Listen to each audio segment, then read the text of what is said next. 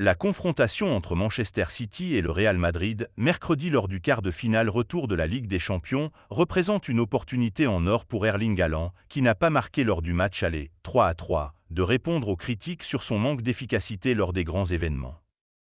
Le Blackbuster met à l'affiche le tenant du titre anglais, porté par ses super-héros, Rodri, De Bruyne, Foden, Silva et Pep Guardiola, face au Real et ses 14 sacres européens, record, menés par Vinicius et consorts sous la coupe de Carlo Ancelotti.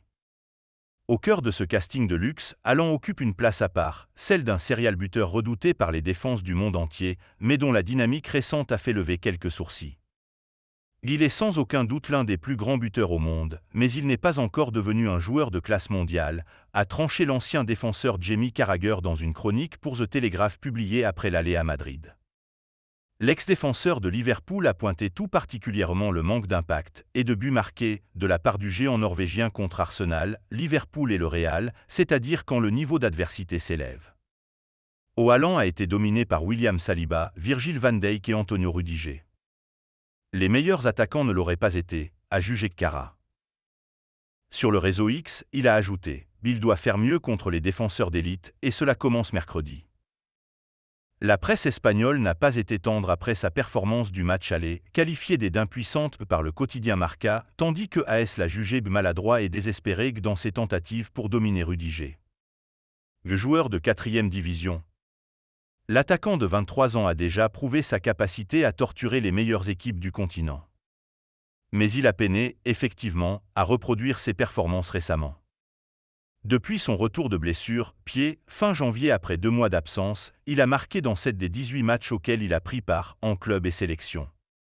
Dans cet intervalle, il est resté muet contre Chelsea, Liverpool, Newcastle, Arsenal et le Real, un an après avoir déjà rendu une copie blanche face aux Espagnols en demi-finale de C1.